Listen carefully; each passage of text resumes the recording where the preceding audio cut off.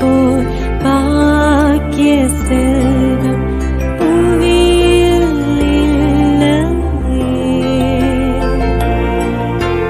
புவி நிரம்ப பொன் தந்தாலும் இப்பளிக்கு ஈடில்லையே.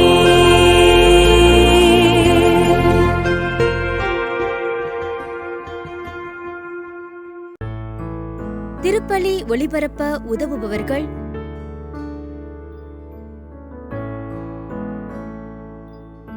ஜோஸ்பின் மல்லிகா மற்றும் குடும்பத்தினர், திருச்சி. மகன் ஆர். ராகேஷ் வலன் 30ஆம் நாள் நினைவஞ்சலி. இவரின் ஆன்ம இளைப்பாற்றிக்காக வேண்டி.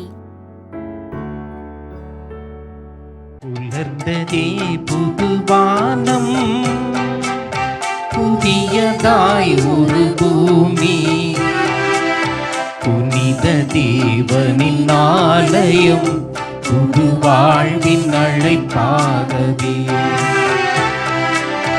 உலர்ந்ததே புதுவானம், புதியதாய் ஒரு பூமி, புனித தேவனின் ஆலயம், புது வாழ்வின் அழைப்பாகவே.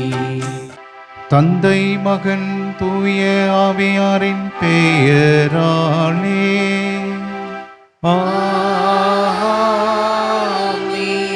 நம் ஆண்டவராகிய இயேசு கிறிஸ்துவின் அருளும் கடவுளின் அன்பும் தூய ஆவியாரின் நட்புறவும் உங்கள் அனைவரோடும் இருப்பதாக.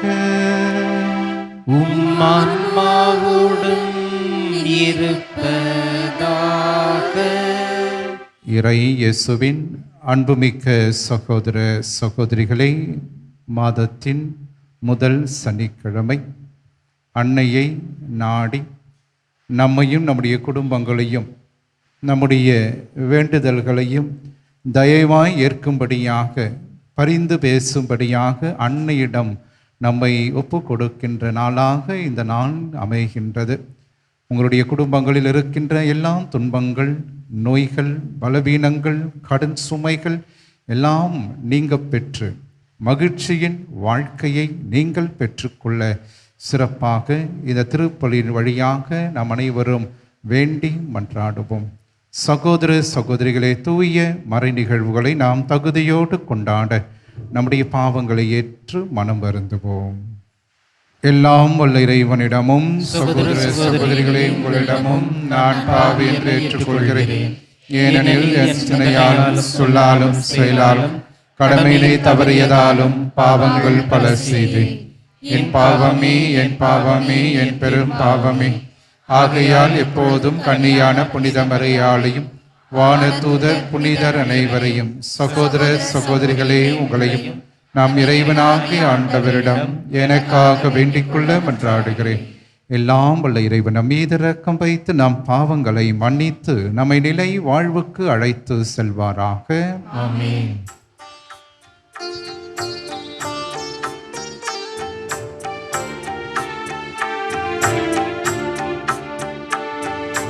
ஆண்டவரே இரக்கமாயிரும்.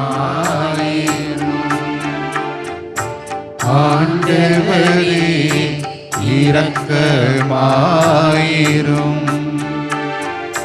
கிறிஸ்துவே இரக்கமாயிரும்.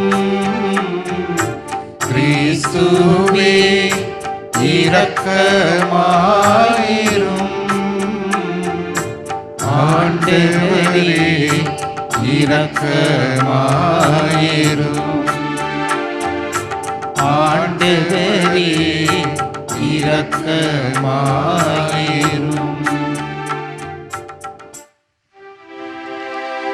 மன்றாடுவோமாக. ஆண்டவரே இறைவா, உமடியார்களாகிய நாங்கள் என்றும் மனவுடல் நலம் பெற்று மகிழ செய்தருளும். என்றும் கன்னியான மாட்சி நிறைந்த புனித ஆரோக்கிய அன்னையின் பரிந்துரையால் இன்றைய துயரங்களில் நின்று விடுதலை பெறவும் நிலையான பேரின்பத்தை துய்த்து உணரவும் எங்களுக்கு அருள்வீராக.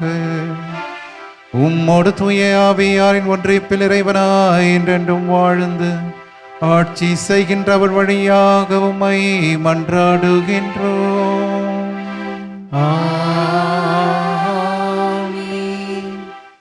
இறைவாக்கினர் ஆமோஸ் நூலிலிருந்து வாசகம். அதிகாரம் 9, இறை வார்த்தைகள் 11 முதல் 15 முடிய. ஆண்டவர் கூறுவது: அந்நாட்களில் விழுந்து கிடக்கும் தாவீதின் கூடாரத்தை மீண்டும் உயர்த்துவேன். அதிலுள்ள கிழிசல்களில் பழுது பார்த்து சிதைந்தவற்றை சீர்படுத்தி பண்டைய நாளில் இருந்தது போல் மீண்டும் கட்டி எழுப்புவேன்.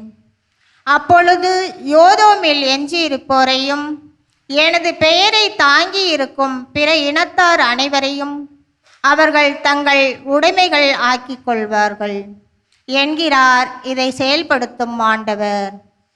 இதோ நாள்கள் வரப்போகின்றன. அப்போது அறுவடை செய்வோரை உழுவோரும் கனி பிழிவோரை விதைப்போரும் தொடர்ந்து முன்னேறுவர். மலைகள் இனிய திராட்சை ரசத்தை பொழியும். குன்றுகள் தோறும் முன்னே நன்னிலைக்கு கொண்டு வருவேன். அவர்கள் பாழடைந்த நகர்களை திரும்ப கட்டி அவற்றில் குடியேறுவார்கள். திராட்சை தோட்டங்களை அமைத்து அவற்றில் கனி ரசத்தை அருந்துவார்கள்.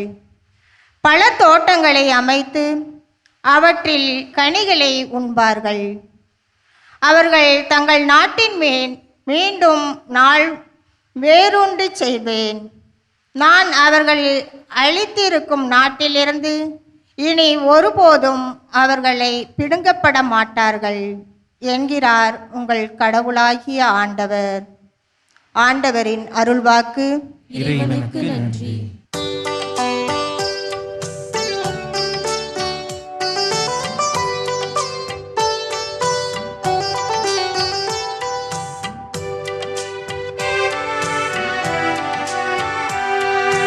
ஆண்டவர் தம் மக்களுக்கு நிறைவாழ்வை வாக்களிக்கின்றார். ஆண்டவர் தம் மக்களுக்கு நிறைவாழ்வை வாக்களிக்கின்றார். பேரன்பும் உண்மையும் ஒன்றையொன்று சந்திக்கும். நீதியும் நிறைவாழ்வும் ஒன்றையொன்று முத்தமிடும். மண்ணினின்று உண்மை முளைத்தெழும். விண்ணினின்று நீதி கீழ் நோக்கும்.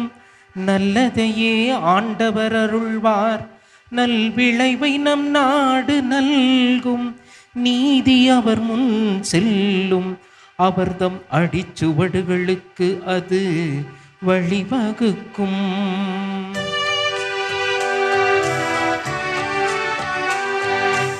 ஆண்டவர் தம் மக்களுக்கு நிறைவாழ்வை வாக்களிக்கின்றார். ஆண்டவர் தம் மக்களுக்கு நிறைவாழ்வை வாக்களிக்கின்றார்.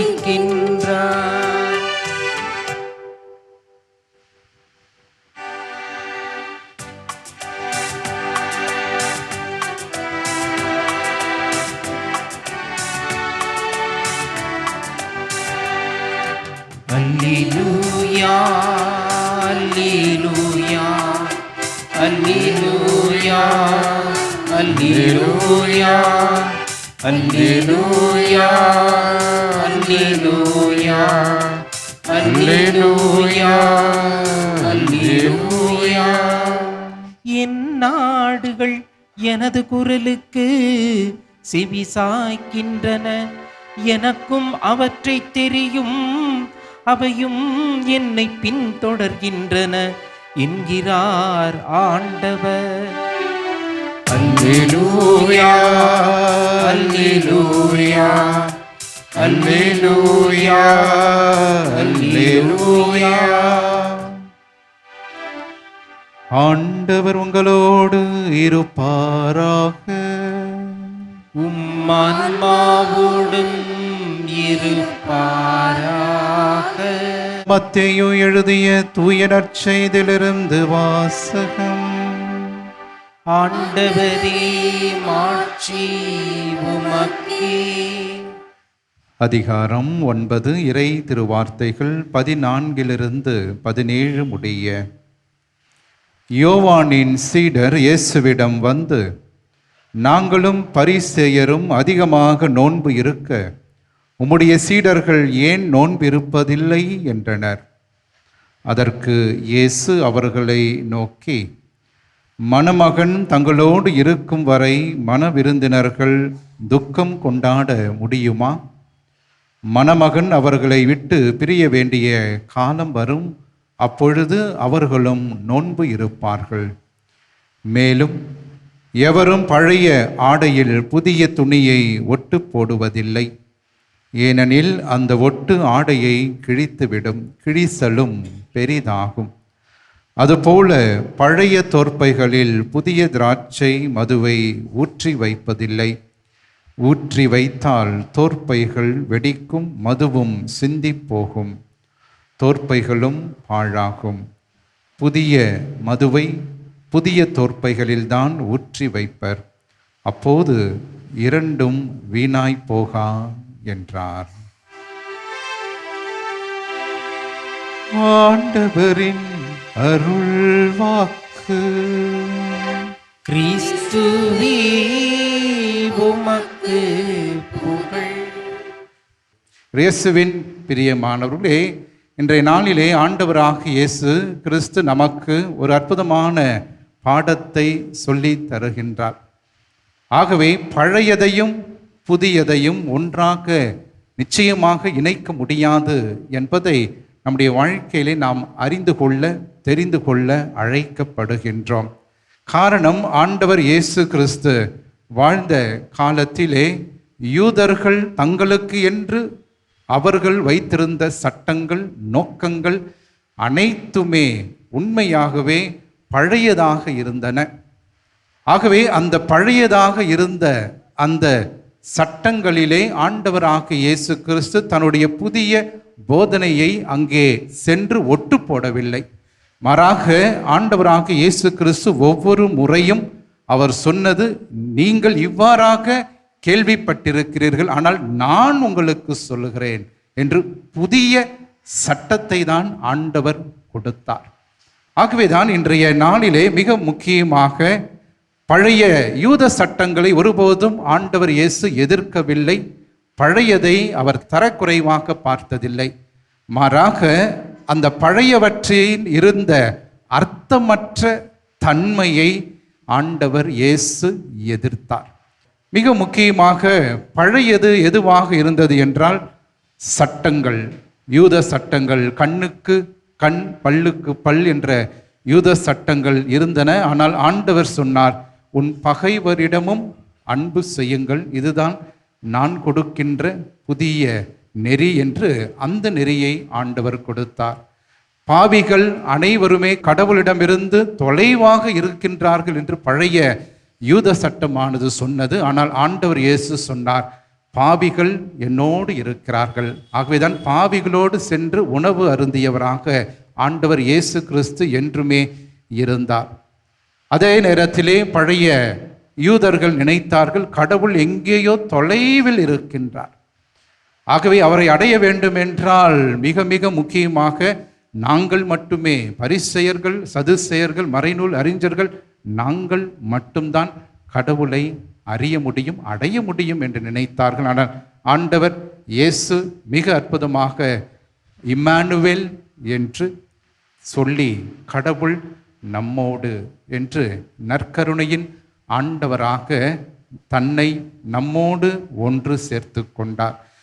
அதே நேரத்திலே யூதர்கள் கடவுள் என்றால் ஒரு பயத்தை, பிம்பத்தை அவர்கள் கொடுத்தார்கள். கடவுள் என்றாலே ஒரு அச்சம், பயம். ஆனால் ஆண்டவர் ஆகிய இயேசு கிறிஸ்து அந்த சட்டங்களை எல்லாம் அவர் ஓரமாக வைத்து, கடவுள் என்பவர் இரக்கம் நிறைந்தவர், வாழ்வை தருகின்றவர்.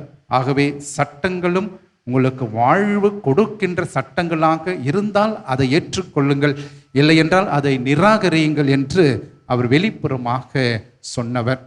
அதே நேரத்திலே இறப்பு என்றால் மிகப்பெரிய ஒரு பயத்தை கொடுத்தார்கள் யூதர்கள். ஆனால் ஆண்டவராக இயேசு கிறிஸ்துவோ இறப்பு என்பது ஒரு புதிய வாழ்க்கையின் தொடக்கம் என்று ஒரு புதிய சிந்தனையை அவர் அந்த மக்களுக்கு கொடுத்தார். அன்பின் பிரியமானவர்களே, இன்றைய நாளிலே நம்முடைய வாழ்க்கையிலே இந்த புதிய ஆண்டவரை அல்லது புதிய நோக்கத்தை நான் எவ்வாறாக பெற்றுக்கொள்ள முடியும்? என்னுடைய வாழ்க்கையில் நானும் பழைய மனிதனாக இருந்து அவ்வப்பொழுது புதிய சிந்தனைகளை ஒட்டு போட்டு நான் வாழ்கின்றேனா, அல்லது உண்மையாகவே ஒரு புதிய மனிதனாக மனுஷியாக நான் வாழ முற்படுகின்றேனா என்று சிந்திக்க இன்றைய நாளிலே அழைக்கப்படுகின்றோம். நம்முடைய செல்போனிலும் அதே நேரத்திலே கம்ப்யூட்டர்களிலும் ஆப்புகளிலும் நாம் பார்க்கின்ற 3 பட்டன்கள் மிக முக்கியமான பட்டன்கள். அதாவது ஒன்று ரீசெட் என்கின்ற பட்டன், அதாவது சரிப்படுத்துதல். ஆகவே உங்களுடைய வாழ்க்கையிலே பல தருணங்களிலே நாமும் ஹேங் ஆகி விடுகிறோம். ஒன்றுமே இல்லாத ஒரு வாழ்க்கை. எப்படி கம்ப்யூட்டர் ஹேங் ஆகுதோ, மொபைல் ஃபோன் ஹேங் ஆகுதோ, அதுபோல் நம்முடைய ஆன்மாவும் பல தருணங்களிலே ஹேங் ஆகி ஒன்றும் இல்லாத ஒரு நிலையில் இருக்கின்ற போது நாம் உபயோகிக்க வேண்டிய பட்டன் அந்த ரீசெட் பட்டன். ஆகவே அந்த ரீசெட் என்று சொல்லுகின்ற போது நம்மை நாமே சரிப்படுத்தி கொள்ள வேண்டிய ஒன்று. இதுதான் புதிய சிந்தனை. இரண்டாவதாக மீண்டுமாக இந்த கம்ப்யூட்டர்களிலும் ஆப்புகளிலும் நம்முடைய மொபைல்களிலும் ஆப் அப்டேட் என்று கேட்கும். எந்த ஆப் நாம் டவுன்லோட் பண்ணாலும் அது திடீரென்று கேட்கும், do you want to update என்று. ஆகவே இந்த அப்டேட் என்று சொல்லுகின்ற போது மேன்மைப்படுத்துதல், புதுப்பித்தல். நம்முடைய வாழ்க்கையிலும் இந்த ஆன்மாவானது அப்டேட் செய்யப்பட வேண்டும். பழைய வாழ்க்கையே வாழ்ந்து கொண்டிருக்கக்கூடாது. பழைய வாழ்வே எனக்கு போதும், அதுவே திருப்தியாக நான் வாழ்ந்தேன் என்றால் நிச்சயமாக நம்முடைய வாழ்க்கையிலே ஒருபோதும் புதிய சிந்தனைகளை நம்மால் பெற்றுக்கொள்ள முடியாது. ஆகவே அவ்வப்போது நாமும் நம்முடைய ஆன்மாவை அப்டேட் செய்து கொள்ள வேண்டும். மூன்றாவதாக மிக முக்கியமாக நம்முடைய செல்போன்களிலும் மொபைல்களிலும் இருக்கின்ற மற்றொன்று டெலீட் என்கின்ற ஆப்ஷன். டெலீட். எதை நான் நிராகரிக்கப் போகின்றேன், எதை நான் அழிக்கப் போகிறேன்? என்னுடைய வாழ்க்கையிலே வருகின்ற கோபங்கள், என்னுடைய வாழ்க்கையிலே வருகின்ற நேர்மையற்ற தன்மை, கடவுளுக்கு எதிராக நான் செய்கின்ற குற்றங்கள், இதோ என்னுடைய சகோதரிகள் சகோதரர்களுக்கு எதிராக நான் செய்கின்ற குற்றங்கள். அதே நேரத்தில் அவர்கள் என் மீது பலவிதமான குற்றங்களை செய்திருந்தால் அவற்றையெல்லாம் நான் மன்னிக்க வேண்டும். ஆகவே I should delete all that is inside me. இதையெல்லாம் நாம் செய்தால்தான் நம்முடைய அந்த ஆன்மாவானது தெளிவாக வேலை செய்யும். இல்லை என்றால் ஆன்மா எரரில் போய் முடியும். நம்முடைய வாழ்க்கையிலும் புதியவர்களாக மாற, புதிய சிந்தனைகளை உள்வாங்க, பழைய எண்ணங்களை நாம் தூக்கி எறிய இன்றைய நேரத்திலே சிறப்பாக செபிப்போம். ஆண்டவர் என்றும் நமக்கு புதிய வாழ்க்கையும் புதிய ஆசிரையும் கொடுக்க தயாராக இருக்கின்றார். ஆமேன்.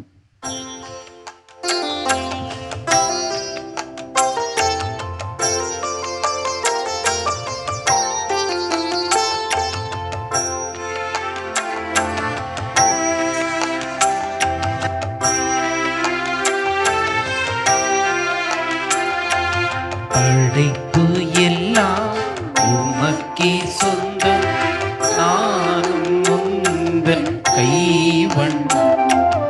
உயிர்கள் பாடும் கிளிகள் பேசும், என் வாழ்வு இசைக்கும் ஒன்றாகவே. படைப்பு எல்லாம் உமக்கே சொந்தம், நானும் உந்தன் கைவண்ணம். உயிர்கள் பாடும் கிளிகள் பேசும், என் வாழ்வு இசைக்கும் ஒன்றாகவே. சகோதர சகோதரிகளே, என்னுடையதும் உங்களுடையதுமான இப்பலி எல்லாம் உள்ள தந்தையாக இறைவனுக்கு ஏற்றதாகும்படி நாம் அனைவரும் இணைந்து மன்றாடுவோம். ஆண்டவர் தமது பெயரின் புகழ்ச்சிக்காகவும் ஆட்சிக்காகவும் நமது நன்மைக்காகவும் புனித திரவிய அனைத்து நலனுக்காகவும் உமது கையிலிருந்து இப்பலியை ஏற்றுக்கொள்வாராக. ஆண்டவரே, பலி பொருட்களோடு உமக்களின் மன்றாட்டுக்களை ஏற்றருள உம்மை வேண்டுகிறோம். இவ்வாறு உம்முடைய திருமகனின் தாயான புனித ஆரோக்கிய அன்னையின் பரிந்துரையால் எந்த ஒரு மன்றாட்டும் புறக்கணிக்கப்படாமலும் எந்த ஒரு வேண்டுதலும் வீணாகாமலும் இருப்பனவாக எங்கள் ஆண்டவராகிய கிறிஸ்து வழியாக உம்மை மன்றாடுகின்றோம்.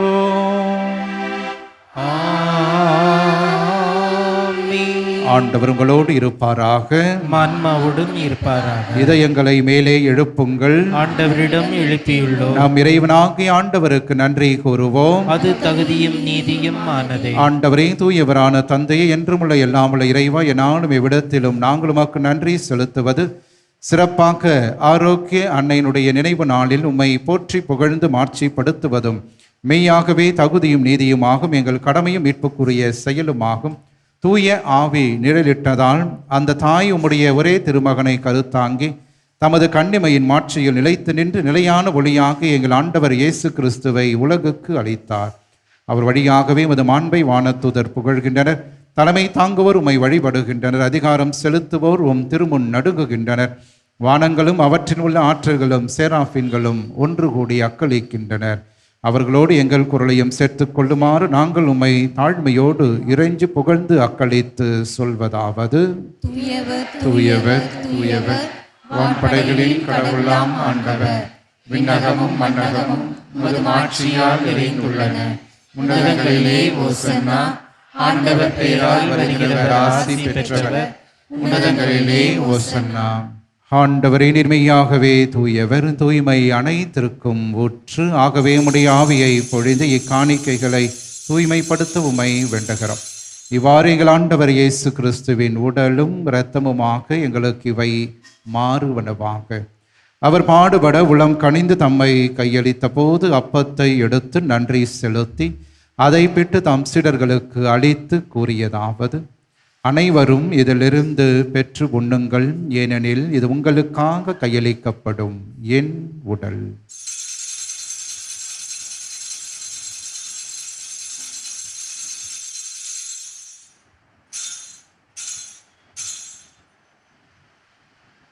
அவ்வண்ணமே இரவு விருந்தை அருந்திய பின் கிண்ணத்தையும் எடுத்து மீண்டும் உமக்கு நன்றி கூறி தம் சீடர்களுக்கு அளித்து அவர் கூறியதாவது: அனைவரும் இதிலிருந்து பெற்று பருகுங்கள், ஏனெனில் இது புதிய நிலையான உடன்படிக்கைக்கு உரிய என் இரத்தத்தின் கிண்ணம். இது பாவ மன்னிப்புக்கு என்று உங்களுக்காகவும் பலருக்காகவும் சிந்தப்படும். இதை என் நினைவாக செய்யுங்கள்.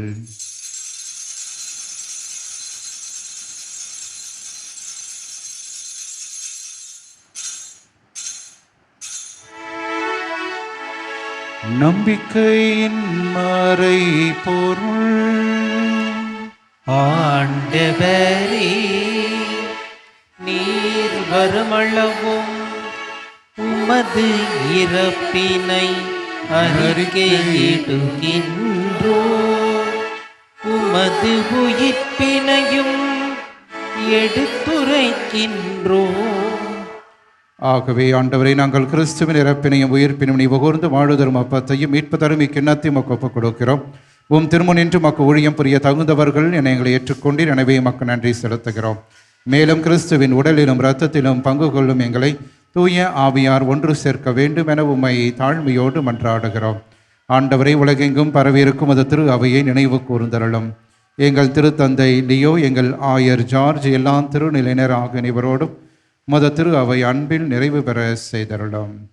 உயிர்த்தெழும் எதிர்நோக்கோடு துயில் கொள்ளும் எங்கள் சகோதர சகோதரிகளையும் இறந்தோர் அனைவரையும் இரக்கத்தோடு நினைவு கூர்ந்து மத திருமக ஒளியினுள் ஏற்றருளும். எங்கள் அனைவன் மீதும் இரக்கமாயிரும். கடவுளின் கன்னி தாயான புனிதமிக்க ஆரோக்கிய அன்னை, அவருடைய கணவரான புனித யோசேப்பு, புனித திருத்தூதர்கள், இவ்வுலகில் உமக்கு உகந்தவராய் இருந்தோர் ஆகிய புனிதர் அனைவரோடும் நாங்கள் நிலை வாழ்வில் பங்கு கொள்ளும் தகுதி பெற்று உம் திருமகன் இயேசு கிறிஸ்து வழியாக உம்மை புகழ்ந்தேத்து வரமருள உம்மை மன்றாடுகிறோம்.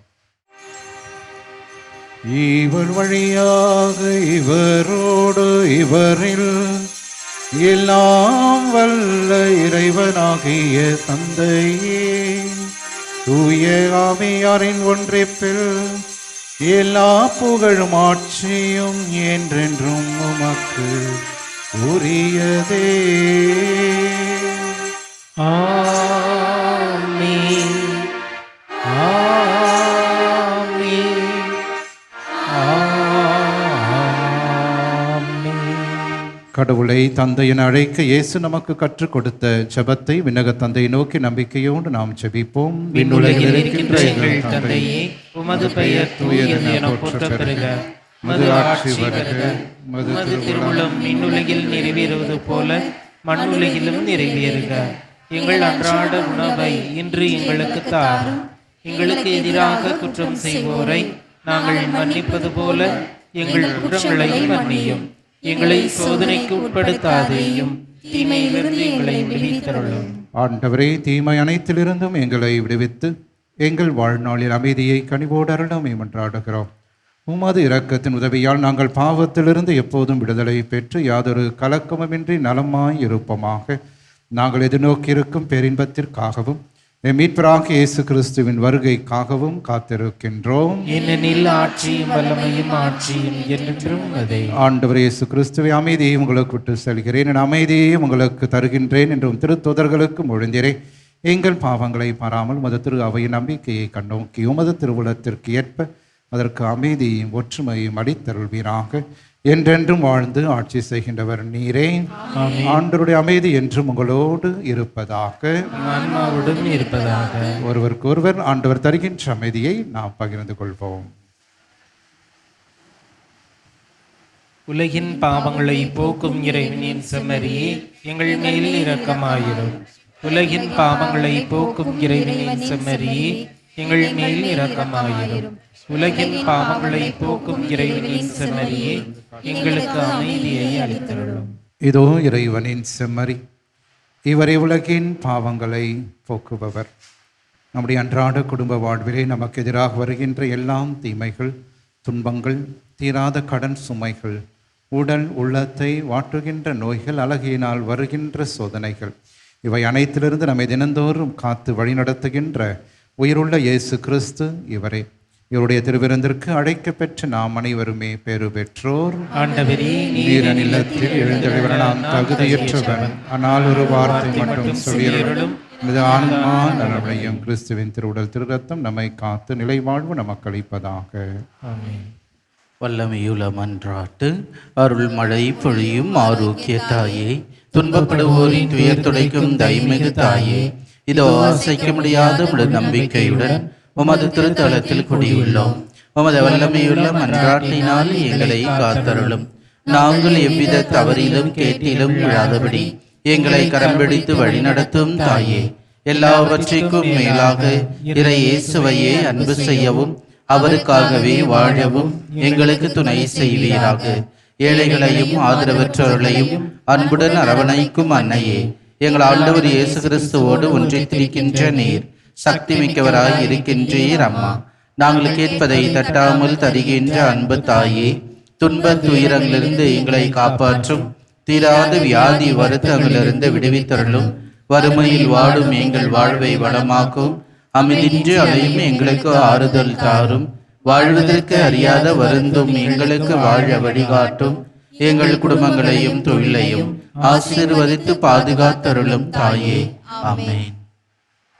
நன்றியோடு மன்றாடுவோமாக. ஆண்டவரே, விண்ணக உணவை உட்கொண்ட நாங்கள் உமது கனிவை வேண்டுகின்றோம். என்றும் கன்னியான புனித ஆரோக்கிய அன்னை நினைவு கொண்டாட்டத்தில் மகிழ்வுறும் நாங்கள் அதே அன்னையை கண்டு பாவித்து எங்கள் மீட்பின் மறையுண்மையை பெற நாங்கள் தகுதி பெறுவோமாக. எங்கள் ஆண்டவராகிய கிறிஸ்து வழியாக உம்மை மன்றாடுகின்றோம். ஆண்டவர் உங்களோடு இருப்பாராக. உம்மான்மாவோடும் இருப்பாராக. எல்லாம் வல்ல இறைவன் தந்தை, மகன், தூய ஆவியார் என்றும் உங்களை ஆசீர்வதிப்பாராக. ஆமென். ஆரோக்கியனின் ஆசிரோடு சென்று வாருங்கள். திருப்பலி நிறைவேறிற்று. இறைவனுக்கு நன்றி.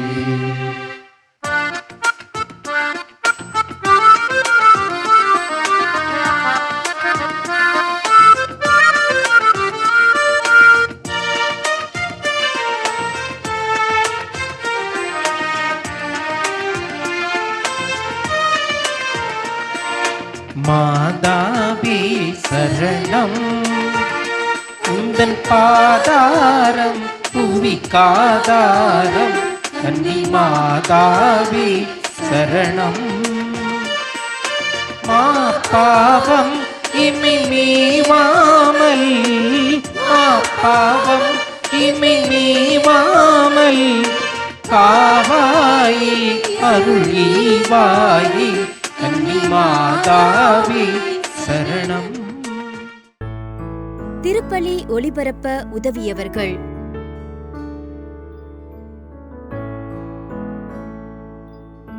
ஜோஸ்பின் மல்லிகா மற்றும் குடும்பத்தினர் திருச்சி.